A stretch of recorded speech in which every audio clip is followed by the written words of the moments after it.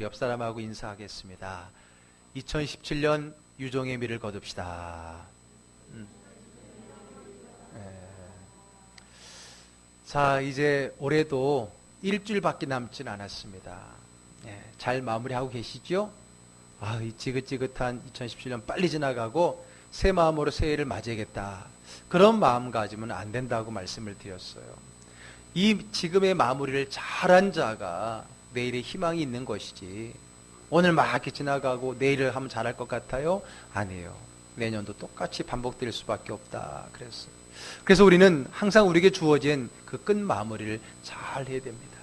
그래서 비록 일주일밖에 남지 않았지만은 이번 2017년 마무리 잘 하셔서 더 기대되는 희망이 2018년을 맞이하기를 주의 이름으로 축복합니다. 아멘.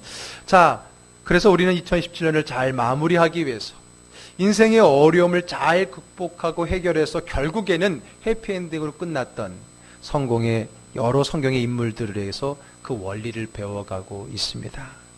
자, 오늘 네 번째 그 말씀의 주인공은요, 앞에 세 명의 주인공과는 좀 차이가 납니다. 앞에는 누구였어요? 욥, 나오미, 지난주는 이삭이었죠. 이 사람들은 다 하나님이 선택한 백성들, 믿음의 백성들이었었습니다. 그런데 오늘의 주인공은 사실 믿음의 사람이 아닙니다. 아니, 믿음의 사람이었던 이스라엘 사람들이 보기에 그는 오히려 이방인이었어요. 다름 아닌 아람이라고 하는 나라의 군대 장관인 바로 나아만이라는 사람입니다. 이 아람이라고 하는 나라는 이스라엘 바로 북쪽에 있는 나라입니다. 북쪽에 지금의 시리아 땅 그 정도에 있는 나라인데, 항상 그랬듯이 이스라엘은요, 두 문명 사이에 끼어있는 나라잖아요. 북쪽으로는 메소포타미아 문명이 있었고 남쪽으로는 이집트 문명이 있었어요. 그러니까 그 두 문명의 그 강대국 사이에 항상 껴서 고래의 싸움에 새우등 터지듯이 늘 그렇게 연약한 존재로 살아가던 그런 민족이었거든요. 더군다나 지금 때가 이스라엘이 분열 왕국 시대예요. 북이스라엘, 남유다로 이렇게 나누어졌었고, 그러다 보니까 이 아람 나라는 북이스라엘과 이렇게 국경을 같이 하는 그런 나라였기 때문에 늘 틈만 나면은 북아람이 자꾸만 이스라엘로 쳐들어오고 공격해오고 괴롭히는 그런 사람이었어요. 그런 나라였어요. 그러니 이스라엘 측면에서 보면 아람 나라는 밉지요. 그렇죠? 그들의 적이고 원수 아닙니까? 근데 나아만이 바로 그러한 나라의 군대 장관이었습니다. 그는요, 왕 다음에 2인자였고요. 그리고 전쟁의 영웅이었고, 또 성경에 보니까 왕의 큰 신임을 받는 사람이었다라고 말합니다. 그런데 그에게 한 가지 문제가 있습니다. 모든 걸 다 갖추었다고 생각되는 그에게 한 가지 문제가 있는데, 그 문제는 다름이 아니라 그에게 병이 있었던 거예요. 그 병이 무슨 병이었어요? 나병, 한센병, 옛날에 문둥병으로 불렸던 그런 병을 가지고 있습니다. 당시에 그 병은 불치병이었고요, 천벌을 받았다라고 생각했던 벌입니다. 그런 강대국의 2인자이고 영웅이면 뭘 합니까? 이제 불치병에 걸린 신세가 되었어요. 그 몸으로는 왕은커녕 가족들도 만날 수 없는 그러한 신세가 되었던 거지요. 한순간에 바닥으로 떨어지는 그런 신세가 된 겁니다.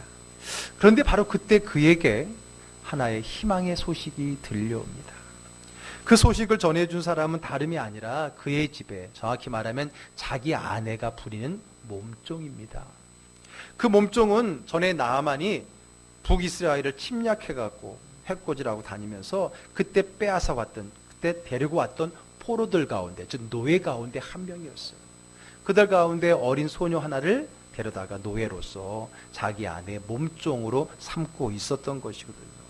그런데 지금 병에 걸려서 큰 어려움을 당한 그 주인에게 이 몸종인 이스라엘 소녀가 바로 희망의 소식을 전해주고 있는 겁니다. 자, 오늘 본문 앞에 있는 이야기지만 3절의 말씀 한번 같이 읽어볼게요. 그의 여주인에게 이르되 우리 주인이 사마리아에 계신 선지자 앞에 계셨으면 좋겠나이다. 그가 그 나병을 고치리다 하는지라. 네. 자, 오늘 그 사마리아에 있는 그 선지자에게 가면은 당신이 고침을 받을 수 있습니다 라고 하나의 기쁜 소식을 전해준 거예요. 자, 그러면 사마리아에 계신 선지자는 누굴 얘기하는 걸까요? 이 사람은 북이스라엘에서 활동했던 엘리사라고 하는 선지자입니다. 엘리사는 우리가 많이 들어 알고 있는 엘리야의 제자예요. 엘리야가 죽지 않고 하늘로 올라가고 승천했을 때에 오히려 그 뒤를 따르면서 갑절의 은혜를 내게 달라. 그래서 정말 그 갑절의 은혜를 가지고 엘리야가 없는 때에 오히려 그 북이스라엘, 타락한 북이스라엘의 선자 역할을 톡톡히 해내고요. 또 갑절의 은혜를 받은 만큼 수많은 기사와 이적을 일으켰던 그러한 선지자였어요. 그러니까 이 소녀가 자기가 살던 고향에 있던 그 선자가 정말 많은 치유 역사를 일으키다 보니까 그분이라면은 우리 주인의 병을 날 수 있지 않을까라고 하는 그러한 소식, 그러한 정보를 들려주었던 거예요. 그 말을 들은 나아만은 정말 지푸라기 잡는 심정 아니에요. 아마 그 위치에 별의 일을 다 해보지 않았겠어요. 그럼에도 불구하고 해결받지 못하는 그 불치병을 두고 오늘 그 계집 여정의 말에 귀를 기울이기 시작합니다. 그래서 한번 도전해보고 싶은 마음으로 그에게 찾아가기를 원했고요. 그래서 자기가 섬기는 그 왕에게 이야기를 해주니까 그를 신임하는 그의 왕은요 기꺼이 보냅니다. 뿐만 아니라 왕이 친필을 써서 서신을 줘서 이제 그것을 가지고 이스라엘 왕에게 간다면 잘 해줄 거다. 그렇게 편지를 가지고 그가 자기 부하들 종들을 끌고 이제 이스라엘로 들어오게 됐던 거예요. 그리고 왕 앞에 오게 되어집니다. 그런데 왕 앞에 자신의 왕의 그 서신을 전달했는데 그 서신을 받은 오히려 이스라엘 왕이 오히려 당황하게 되고요. 더 나아가서 슬퍼하게 됩니다. 자, 7절의 말씀 볼까요? 자, 7절의 말씀 같이 읽습니다. 이스라엘 왕이 그 글을 읽고 자기 옷을 찢으며 이르되 내가 사람을 죽이고 살리는 하나님이냐? 그가 어찌하여 사람을 내게로 보내 그의 나병을 고치라 하느냐? 너희는 깊이 생각하고 저 왕이 틈을 타서 나와 더불어 시비하려 함인 줄 알라 하니라. 순수한 마음으로 병고침 하나 때문에 왔는데 그 서신을 받아든 이스라엘 왕은요 당황하고요 그것 때문에 오히려 오버하고 슬퍼하고 있는 거예요. 왜요? 그거 생각하기는 뭐냐면 이 강대국, 늘 우리나라를 괴롭히던 이 나라가 이런 것 때문에 보낼 리가 없다. 분명히 이것을 트집을 잡아서 어떻게든지 우리를 괴롭히고 침략하려고 할 것 같다라고 생각했던 거예요. 어떻게 보면 너무 오버하고 너무 호들갑을 떠는 것 같지만 또 어떤 면에서는 얼마나 이 아람이란 나라가 이 나라를 힘들게 했고 늘 아무것도 아닌 꼬투리를 잡아서 힘들게 했는가라는 것을 가늠해 볼 수는 있었겠죠. 어쨌든 그 내용의 깊은 의미를 모른 채 오히려 이것 때문에 더 힘들어하는 그 왕의 소식을 누가 듣느냐? 바로 선지자 엘리사가 듣게 되는 거예요. 그래서 왕에게 사람을 보내어서 이제 그 사람을 내게 보내라. 제가 해결하겠습니다. 아니 정말 하나님의 선자가 누구인지 내가 그들에게 가르치겠습니다. 그 말은 뭐예요? 누가 진짜 신인지 내가 보여주겠다. 그러니 왕이요 걱정하지 마시고 그 사람을 내게 보내달라라고 이야기를 했던 거예요. 그래서 그 소식을 전해 듣고 이제 갑니다. 이제 자기 몸종이 얘기했던 그 선자를 만나러 가게 됐던 거예요. 그리고 그의 집에 이르렀어요. 그런데 큰 강대국의 2인자인 군대 장관이 왔는데 버선발로 저 앞에부터 나와야 될 그 엘리사는요 나오지를 않고 오히려 사람만 보내어서 이야기를 합니다. 그 이야기가 뭘까요? 10절의 말씀 볼게요. 자, 한번 읽습니다. 엘리사가 사자를 그에게 보내 이르되 너는 가서 요단강에 몸을 7번 씻으라. 내 살이 회복되어 깨끗하리라 하는지라.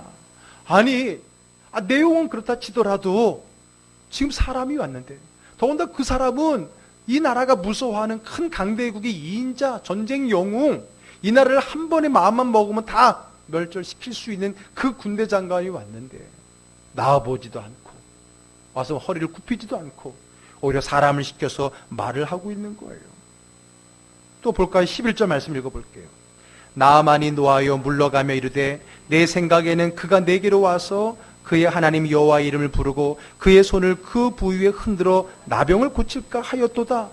또 그렇지, 정말 너가 나를 치유하고 싶다면 와서 내 환부를 확인하고 거기에다가 소를 얹고 안수를 하던 안차를 하던 아니면 어떤 신비로운 제사를 드리던 종교 행위를 하던 해야 될 텐데 사람도 보지 않고 아픈 부위도 보지 않고 어떻게 말로만 하느냐? 이해가 안 됐던 거예요. 12절도 볼게요. 다메섹강 아마나와 또 바르바른 이스라엘 모든 강물보다 낫지 아니하냐? 내가 거기서 몸을 씻으면 깨끗하게 되지 아니하랴 하고 몸을 돌려 분노하여 떠나니. 자, 그리고 다른 방법이 아니라 요단강에서 씻으라고? 이스라엘에 있는 그 조그만 강? 더러운 강? 야, 우리나라에 가면은 얼마나 크고 맑은 강이 많은데 굳이 물을 씻어서 나아야 될 병이라면 우리나라 물이 더 깨끗하고 더 효용이 있겠다. 이게 강인지 천인지 시궁창인지 저 더러운 요단강에 몸을 담갔다가는 없던 병든 생기겠다. 도무지 인간의 상식으로는 이해가 되지 않는 거였어요. 화도 났고 방법도 그렇고 괘씸하기도 하고, 그래서 그가 화를 내면서 이제 너한테 치우고 뭐가 없어 하고 일어나면서 떠나오게 하는 거죠. 그러면 속으로 했겠죠. 내가 군대를 일으켜서 이것들을 가만히 놔두지 않겠다. 그런 마음을 가졌는 줄도 모르죠. 그리고 돌아가려고 하는데 그때 그의 종들이 혹은 그 부하들이 그를 말립니다. 자, 우리 13절을 읽는데 좀 더 좀 이해가 쉽게 하기 위해서 세번역 성경을 제가 띄워놨으니까 세번역 성경을 한번 같이 13절을 읽어보겠습니다.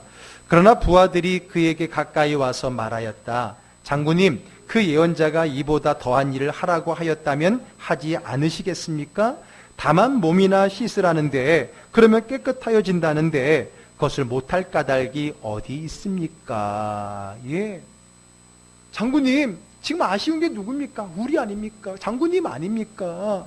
지금 낫고 싶다면 더한 것도 좀 해야 될 판인데 그런 마음으로 오시지 않았습니까? 더군다나 다른 것도 아니고 물에 씻으라고 하는데 까짓거 씻으면 되는 거 아니에요? 한번 씻어보죠.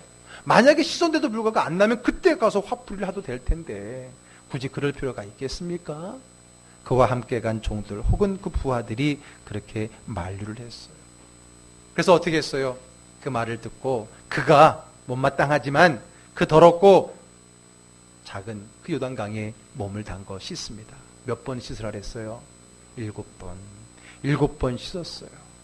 이를 갈면서 씻었는지 어떻는지 모르지만은 그 7번 씻고 나니까 어땠습니까? 자, 14절 읽어볼게요. 시작. 나아만이 이에 내려가서 하나님의 사람의 말대로 요단강에 7번 몸을 잠그니 그의 살이 어린아이의 살같이 회복되어 깨끗하게 되었더라. 네, 치유 역사가 일어나게 됐던 거예요. 나병이 치유되었어요. 그냥 치유된 정도가 아니라 어린아이처럼 됐다 그랬어요. 야, 그 우락부락했던 그 시커먼 군인이 그냥 요단강 한번 갔다 오더니 말이야, 깨끗하게 후한 살로 어린아이처럼 돼버렸다라고 말하는 거예요. 나아만도 놀랐고 그와 함께 갔던 모든 부하와 종들도 놀랐습니다. 그 엘리사의 능력, 말로만 듣던 엘리사의 능력도 놀랐지만은 무엇보다 더 놀란 것은 그들이 믿는 하나님의 능력에 놀라게 됐던 거예요. 그래서 이렇게 고백합니다. 15절 자막에 뜨는 만큼만 읽어볼게요. 나아만이 모든 군대와 함께 하나님의 사람에게로 돌아와서 그의 앞에 서서 이르되 내가 이제 이스라엘 외에는 온 천하에 신이 없는 줄을 아나이다. 예. 나아만 장군, 그 강하고 그래서 더 교만했던 그가 치유를 받은 거예요. 자, 여기까지는 우리가 잘 알고 있는 내용을 이제 스토리로 제가 쭉 이야기를 해드렸어요. 자, 그런데 여러분, 오늘 나아만 장군이 이렇게 치유를 받기까지에는 3번의 고비가 있었습니다. 즉 치유를 받지 못할 뻔한 그 위기가 3번이 있었다는 거예요. 그 3번은 왜 3번이냐면 그 3번은 다 자기 마음이 흔들릴 만한 상황에서 자기에게 조언 혹은 권면을 해준 말들이 하나의 기회였고 때로는 그것이 위기였다라고 하는 거예요. 자, 그가 이렇게 치유를 받기까지 그에게 말을 했던 사람들 한번 생각해 봅시다. 제일 처음엔 누구예요? 바로 몸종이었지요. 자기가 포로로 데려갔던 그 몸종이 이스라엘 내 고향에 가면은 당신을 치유할 만한 선자가 있다라고 하는 그 말을 해줬었고요. 두 번째는 진짜 그 엘리사가 요단강에 몸을 7번 씻어라라고 하는 말이 있었어요. 그리고 세 번째는요, 그 말을 때문에 화가 나고 돌아가려고 했을 때에 믿져야 본전인데 한번 해보죠. 더한 일도 해야 되지 않겠습니까? 라고 말했던 그의 종들. 개혁성경에는 종들이라고 번역했고 세번역 성경에는 부하들이라고 얘기했어요. 어쨌든 그들의 말에 이 3번이 위기이자 기회였다라고 하는 겁니다. 결국 그 말을 결국 어쨌든 간에 들었어요. 그렇기 때문에 그가 치유를 받았다라는 거예요. 그렇기 때문에 들었기 때문에 그것은 기회였지요. 그러나 듣기 힘들었다는 그 상황을 생각한다면 우리는 그것을 위기라고도 말할 수 있어요. 왜냐하면 그들의 말은 듣기 쉬운 것이 아니었기 때문에 그래요. 왜 그런가? 오늘 그 이야기를 통해서 우리가 한번 우리를 돌아보기를 원해요. 첫 번째 몸종이 뭡니까? 가장 낮은 자 아닙니까? 그렇죠? 뭐 신분이라도 있었겠어요? 포로였고 노예였는데 그 몸종, 강대국의 더군다나 장군인데 그냥 내가 죽여도 누구 하나 뭐라 하지 않을 그 신분의 그 여인의 그 소녀의 말을 듣는다는 게 쉬운 얘기가 아니죠. 그 권세 높으신 그분이 천한 계집종의 그 얘기를 듣는다는 거 쉬운 일이 아닙니다. 기회이지만은 위기일 수 있다는 거예요. 또 두 번째가 누구라 그랬어요? 엘리사의 이야기입니다. 물론 엘리사는 이스라엘이라는 나라에 있어서 전무후무한 선지자이지만은 하나님 믿지 않는 이방인 그들의 보기에는 그 엘리사는 한낱 이교도의 제사장일 뿐인 거예요. 더군다나 그들은 강대국이고요. 고대 사회의 나라와 나라의 싸움은 그들이 믿는 신들의 싸움이라 생각했던 거예요. 그런데 항상 싸움은 누가 이겨요? 아람이 이기잖아. 그러면 아람은 오히려 자기들의 신이 더 월등하다고 생각하지. 늘 자기들에게 지는 그 나라의 신이 월등하다고 생각하겠습니까? 아니거든요. 그러니까 월등하지도 않는 그 자기들이 보기에는 조잡한 그 소수 민족의 그 신의 제사장이 무언 신통한 게 있을까? 그렇게 깔볼 수도 있지 않겠어요? 더군다나 이 사람이 건방지게까지 나와보지도 않고요. 말로만 더러운 물에 가서 씻으라. 물론 그 말씀은 기회였지만은 위기였다는 거예요. 그 말을 듣기가 쉽지 않았어요. 사실 듣지 않았었고 않으려고 했었던 거예요. 세 번째는 누가 말했다 그랬어요? 그와 함께 갔던 종들 혹은 부하들이었습니다. 여러분 이들의 말도 듣기가 쉬워요? 쉽지 않아요. 왜? 종이나 부하는 오히려 내가 명령하고 내 말을 듣는 자들이지 내가 그들의 말을 듣는 자는 아니거든요. 내가 명령자예요. 내 서열이 높다는 거예요. 그러니 여러분 오늘 이 세 번, 이 몸종의 이야기, 엘리사의 이야기, 그리고 그의 부하들 혹은 종들의 이야기가 그를 치유로 가게 하는 기회였고 결정적인 이야기였지만은 사실 쉽지 않은 위기의 상황이었다라고 하는 거예요.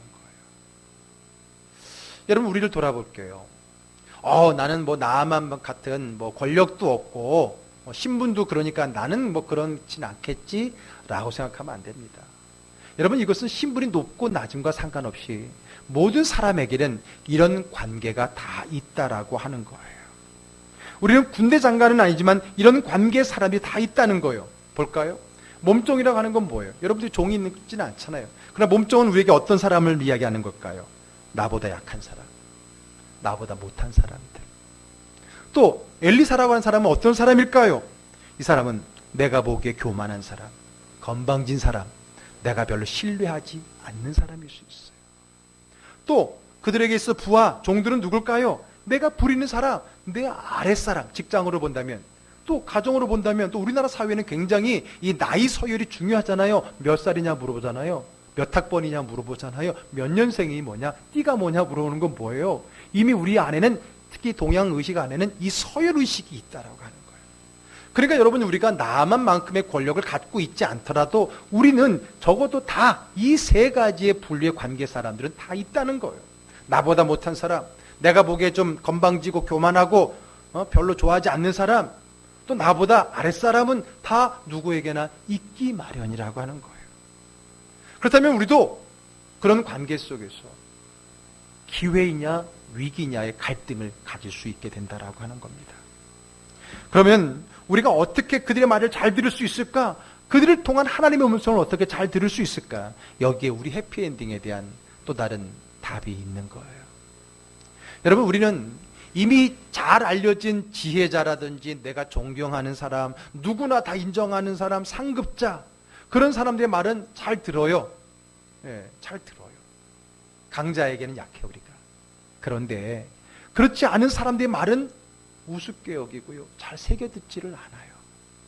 그러니까 우리도 모르게 강자 앞에서 약하고 약자 앞에서 강한 그 근본이 우리 안에 나도 모르게 있을 때가 많아요. 그게 편견으로 있잖아요. 솔직히 인종적인 것도 그런 게 있지 않아요? 저도 이제 편견에 대한 그런 강의도 하지만은 여러분 괜히 백인들 서양 사람들 앞에서는 굉장히 우리가 좀 이렇게 그러지만은 그러나 흑인이라든지 동남아 그런 또 인종들에게는 또 굉장히 우리가 더 강압적으로 하는 그런 모습 속에 나도 모르게 내 안에 그런 서열, 그 서열 속에 배어 있는 나도 모르는 그런 관계의 편견들이 우리 안에 있다라고 하는 거예요. 그러다 보니까 그런 사람들, 나보다 약하고 나보다 아래고 또 내가 싫어하는 사람들의 말은 귀 기울여 듣지 않는 자세가 있다는 거예요.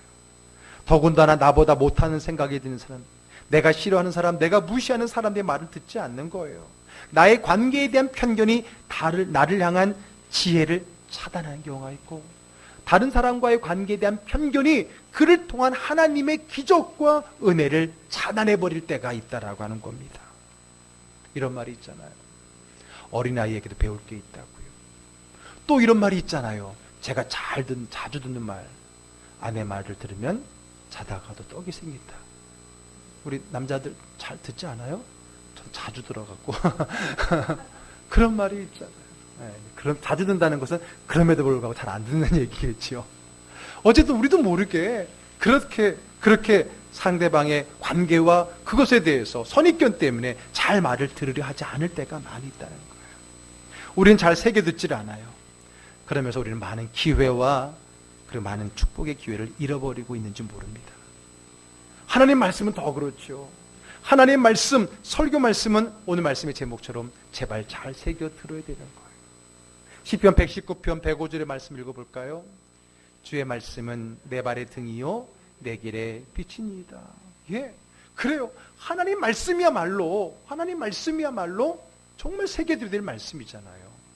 그렇죠? 새겨 듣는다는 건 뭐예요? 이거는 묵상한다는 거, 곱씹어 보는 거라는 거예요. 그런데 여러분 가끔 가다가 어떤 분들이, 성도들이, 안 믿는 사람이라면 괜찮은데 성도들이 누구의 강의, 요즘은 강의 같은 게 많이 올라오잖아요. 누구 강의를 듣고 참 감동을 받았다, 이걸 깨달았다 하고 막 SNS에 올리잖아요. 또 어느 책을 읽다가 야 이걸 깨달았다, 이거 참 너무 좋은 내용이다, 야 이런 말이 있었구나 하고 막 그걸 갖다가 올린단 말이에요. 서로 공유하기 위해서. 그래서 가만히 읽어보면 제 마음이 그럴 때가 있어요. 그 내용 다 성경에 있는 건데, 아니 그 내용을 또 내가 설교할 때 성경을 인용해서 얘기했는데 그때는 별로 감동이 없이 그저 흘려듣더니 누군가가, 베스트셀러 작가가, 또 많은 사람들이 듣는 그 강의자가 그 말을 하니까 그냥 거기에 혹 해갖고 와 저 사람에게 저런 관찰력이 있었고 와 저런 진리가 있었네. 물론 그렇게라도 깨닫는 건 참 좋은 건데, 하나님의 말씀을 전하는 설교자의 저의 입장에서 볼 때는 조금은 야속하기도 하고 서운하기도 하고 좀 안타깝기도 하고 속상하기도 하는 거예요. 물론 그렇게라도 깨달은 게 감사하죠.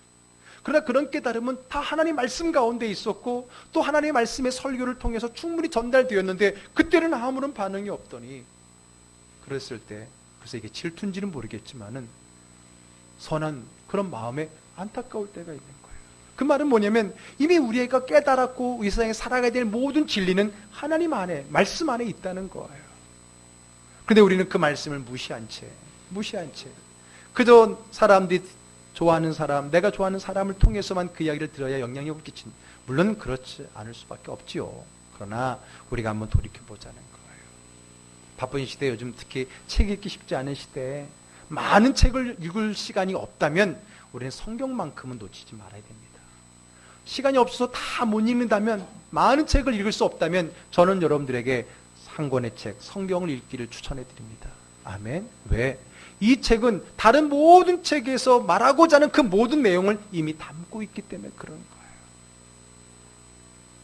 하나님 말씀 잘 새겨들을 수 있기를 주의 이름으로 축복합니다. 그런데 여러분, 그 하나님의 말씀이 성경을 통해, 설교를 통해서만 오는 게 아니라 때로는 관계의 사람을, 이야기를 통해서 올 때도 있다는 거예요. 올 때도 있는 거예요.